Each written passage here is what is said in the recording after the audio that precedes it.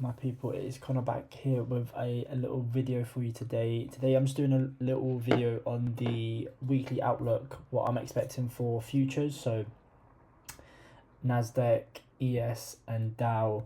I only trade the Nasdaq, so NQ, but SMTs always are between these pairs, so it's good to just see what the other pairs are looking to do and vice versa and things like that. Okay, so on the Nasdaq, obviously we do have this old high back here, which price has traded quite near to, and now is starting to reject ever so slightly. So I mean, sticking with the higher time frame order flow, as you can see, bullish order flow. I don't want to try call tops, bottoms or anything like that, so I'm going to stick with a higher time frame order flow until I'm proven wrong. So last week trading, we kind of consolidated within the weekly inversion fair value gap. As you can see, price was very choppy. We broke down Wednesday, took out all the sell side liquidity there. Can you see the low resistance liquidity there? And then we retraced back up. So for me, on Friday, if we had like a strong close above this short-term high here and definitely over this one, that would have confirmed to me that early within the week we would have just run this high and then potentially created a swing. But due to the bearish close that we had on Friday, can you see prices just like traded up strongly and then rejected quite aggressively there. So yeah, this close is kind of throwing me off a little bit.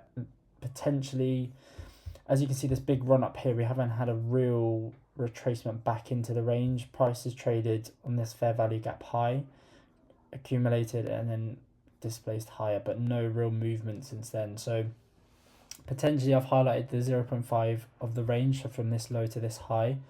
Potentially price can work its way back in this, take out all the sell side here, react from the daily fair value gaps, the weekly fair value gaps, and then trade higher like this. So yeah, we'll just have to wait and see what Monday does.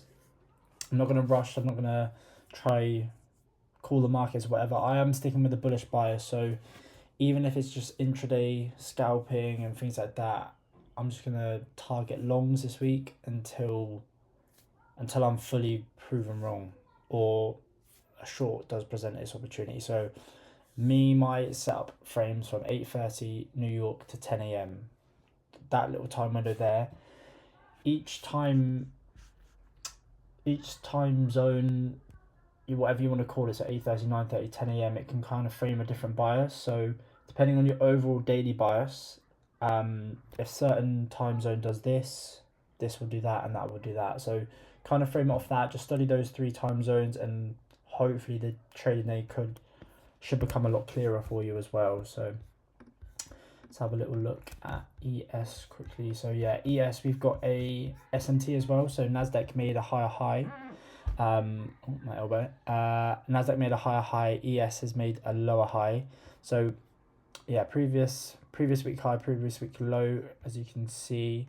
Yeah, we kind of traded up and then we've traded back down again. Very aggressive bearish close here, reacting off the daily order block. So again, judging off ES and DOW, to be honest, it does look fairly bearish. So potentially a swing will fall Monday or run up here, or just not take out Friday's high and then just kind of swing that down into this weekly fair value gap, take this sell side and then trade into the 0.5 of the range as well. Plus it is fairly sideways movement here, so consolidation, so maybe consolidation, manipulation, distribution. Just have to wait and see what price is looking to do. But again, it does look like we're about to create a swing and then trade back down into here. And then quickly on the DOW. So DOW again, this one has had a bigger sell-off than the other two. So price disrespected the weekly fair value gap created, traded back up into it, plus the daily fair value gap, and then rejected lower. Again, big consolidation move, loads of sell side here. I expect price to run into the weekly fair value gap, take this low, and then we just have to wait and see if a reaction comes through there. It could just trade up into this and then break down like this, or it could fully just run into here, create a little swing, and then trade back up, and then we'll have to wait and see what the action is here as well. But yeah, both Dow and ES have made higher highs overall, and Nasdaq hasn't. So again, that's a higher time frame SMT, so that could be signaling that we are going lower. But it does look fairly quote unquote bearish. I'm not calling it a reversal yet, so it could just be a retracement. But as the higher time frame is still, obviously the order flow is still very, very bullish. But yeah, we'll just have to wait and see if all this sell side gets taken out like this. We'll just have to wait and see for a retracement.